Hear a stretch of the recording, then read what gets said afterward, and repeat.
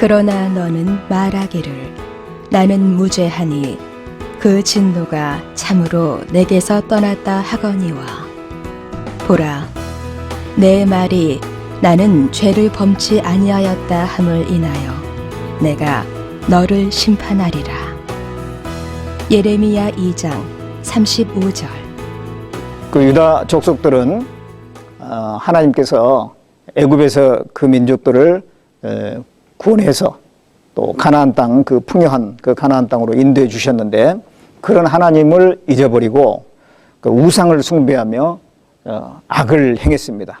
그러면서도 말하기를 나는 무죄하니 그 진노가 참으로 내게서 떠났다 라고 한 겁니다. 이에 대해서 하나님께서 보라 내 말이 나는 죄를 범치 아니하였다 함을 인하여 내가 너를 심판하리라 이렇게 말씀하십니다. 그들이 분명히 죄 가운데 우상 숭배 가운데 있으면서도 죄가 없다 라고 생각하고 있는 것입니다. 이와 같이 유다 족속처럼 많은 사람들이 지금도 하나님을 떠나서 헛된 것을 쫓아 살면서 또 죄 가운데 행하면서도 죄가 없다, 내가 무슨 죄가 있냐 그런 생각을 가지고 사는 경우가 많습니다. 그들이 죄가 있다고 하는 것을 알지 못하는 것은 첫째 하나님을 알지 못하기 때문에 그럴 겁니다. 하나님이 어떤 분인지 또 하나님의 말씀을 알지 못하기 때문에 자기가 생각하는 정도의 그 죄가 자기가 생각하기에는 죄가 없다고 생각하는 것입니다. 하나님 앞에 또 하나님 말씀 앞에 자신을 비춰봐야 할 텐데 그러지 않기 때문에 죄가 없는 것으로 착각하고 있는 것입니다. 하나님께서는 하나님을 찾지 않는 그 자체를 큰 죄라고 말씀하고 있습니다. 하나님께서 만물을 주시고 또 생명과 호흡과 필요한 모든 것을 다 주셨는데 그 주신 하나님을 찾지 않고 구하지도 않고 믿지도 않는 그것이 가장 근본적이고 큰 죄라고 말씀하고 있습니다. 사도행전 17장 28절에 보면 우리가 그를 힘입어 살며 기동하며 있느니라 라고 했는데 그 말씀대로 이 사람은 그 하나님이 주신 것을 누리며 또 하나님께서 내게 생명을 주시기 때문에 지금도 살고 있는 것이죠. 그렇다면 마땅히 하나님을 찾아야 되는데 그 찾지 않는 것이 죄가 되는 것입니다. 그 스바냐 1장 6절에 보면 여호와를 배반하고 좇지 아니한 자와 여호와를 찾지도 아니하며 구하지도 아니한 자를 멸절하리라. 하나님을 찾지도 않고 구하지도 않는 것을 그 죄에 대해서 벌하신다고 말씀하고 있습니다. 그리고 또 사람들은 우상 숭배를 하고 있으면서도 그것이 죄라는 것을 잘 몰라요. 그게 참 문제입니다. 하늘과 땅을 하나님께서 만드시고 하나님께서 그 만드신 이 세상 속에서 살고 있으면서 마땅히 그 모든 걸 창조하신 하나님을 찾고 그 하나님을 섬겨야 되는데 섬기지 않고 엉뚱한 것을 생명 없는 것을 섬기고 있으면서도 그것이 죄라는 것을 모르는 거예요. 이사야 44장 9절에 보면 우상을 만드는 자는 다 허망하도다. 그들이 기뻐하는 우상은 무익한 것이오늘 그것의 증인들은 보지도 못하며 알지도 못하니 그러므로 수치를 당하리라. 우상을 만드는 것은 다 허망하고 또 그것을 의지하는 것은 죄가 되는 것입니다. 정말 만물을 주시고 생명을 주시고 살 수 있도록 도와주신 하나님을 찾지 않는 것이 죄가 되는 것입니다. 그리고 또 하나님의 율법을 모르기 때문에 자기 죄를 또 알지 못하는 것입니다. 로마서 3장 20절 말씀에 보면은 그러므로 율법의 행위로 그의 앞에 의롭다 하심을 얻을 육체가 없나니 율법으로는 죄를 깨달음이라. 율법을 참으로 알게 되면 자기가 이미 율법을 범한 자요 그 앞에 많은 죄가 있다는 것을 발견하게 될 것입니다. 법을 모름으로 하나님의 법을 모름으로 자기가 깨끗하다고 죄 없다라고 생각하는 것입니다. 어떤 사람이 그 양귀비 식물을 재배를 했는데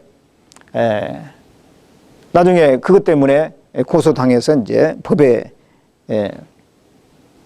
저촉이 됐기 때문에 구속이 된 겁니다.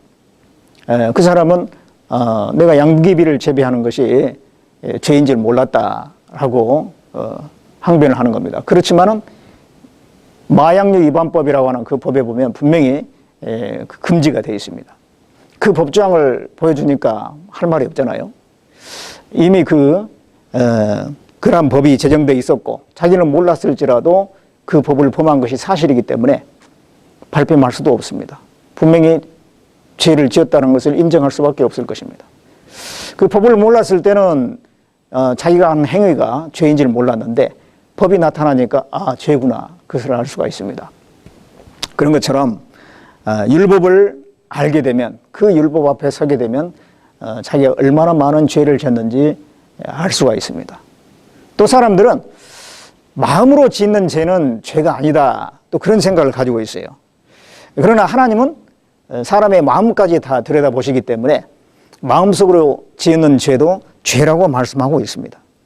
마태복음 5장 27절로 28절 말씀에 또 간음치 말라 하였다는 것을 너희가 들었으나 나는 너에게 이르노니 여자를 보고 음욕을 품는 자마다 마음에 이미 간음하였느니라. 이 마음으로 음욕을 품었는데 벌써 간음한 것으로 하나님께서 보시는 것입니다. 왜냐하면 하나님께서는 마음속도 다 들여다보시기 때문에 그 마음으로 지은 죄도 죄라고 말씀하시는 거예요. 그래서 사람들은 죄 가운데 살고 있는데 그것을 잘 모르기 때문에 나는 무죄하다 그렇게 말한다는 것입니다. 그러나 너는 말하기를 나는 무죄하니 그 진노가 참으로 내게서 떠났다 하거니와. 많은 사람들이 죄 가운데 빠져 많은 죄를 짓고 살면서도 죄가 없다 하고 또 그 진노의 형벌을 전혀 생각지도 못하고 살고 있는 것입니다. 그 진노가 참으로 내게서 떠났다. 근데 하나님의 진노는 정말 사람이 감당할 수가 없는 진노죠. 하나님의 진노는 사람의 진노하고는 다릅니다. 사람은 화를 내더라도 상대방이 잘못했다 하고 빌고 그러면 용서해 주는 경우도 있습니다. 형벌을 줬다가도 상대방이 불쌍하니까 그 형벌을 감해 줄 수도 있을 거예요. 근데 하나님은 끝까지 돌이키지 않는 사람에게 영원한 공의를 굽히지 않는다고 되어 있습니다. 돌이킬 수 있는 기회를 주지만은 그러나 끝까지 돌이키지 않으면 그 다음에는 다시는 기회를 주지 않고 영원한 형벌에 집어넣어버린 것입니다. 그 영원한 형벌이 바로 지옥이죠, 지옥. 내 말이 나는 죄를 범치 아니하였다 함을 인하여 내가 너를 심판하리라. 심판하리라. 결국은 하나님의 최종적인 심판은 지옥 형벌에 떨어지는 것입니다. 그렇기 때문에 사람은 하나님 앞에 자기가 죄가 있다는 것을 자각을 해야 됩니다. 깨달아야 되고 또 영원한 형벌을 받을 운명에 있다는 것을 발견하고 구원받기를 간절히 갈망해야 됩니다. 갈망하는 사람은 하나님께서 긍휼히 여겨주시고 반드시 받아주시고 또 구원받을 수 있는 기회를 주시는 것입니다. 요한복음 6장 37절에 아버지께서 내게 주시는 자는 다 내게로 올 것이요 내게 오는 자는 내가 결코 내어 쫓지 아니하리라 라고 말씀하셨습니다. 주님께 나오는 자는 다 받아주신다고 되어 있어요. 수고하고 무거운 짐진 자들아 다 내게로 오라 내가 너희를 쉬게 하리라. 주님께서는 그 모든 사람 모든 죄인들을 부르고 계십니다. 정말 주님께 나아가는 자는 하나님께서 다 받아주십니다. 거지 바디메오가 다윗의 자손 예수여 하면서 예수님을 부르짖었을 때 예수님께서 그를 만나 주셨습니다. 또 니고데모가 예수님을 만나서 얘기를 나누기를 원할 때 예수님께서 만나 주시고 장시간 말씀하시고 정말 그들에게 원하는 것을 깨우쳐 주신 것입니다. 그들의 문제를 해결해 주셨습니다. 오늘날의 많은 사람들이 죄 가운데 살면서도 죄인 줄 모르고 살고 있습니다. 중요한 것은 하나님 앞에 자기 운명을 발견하고 정말 하나님의 그 구원을 사모하고 갈망해야 된다고 하는 것입니다. 그런 사람들은 주님께서 다 받아주십니다. 그러나 너는 말하기를 나는 무죄하니 그 진노가 참으로 내게서 떠났다 하거니와 보라 내 말이 나는 죄를 범치 아니하였다 함을 인하여 내가 너를 심판하리라. 예레미야 2장 35절.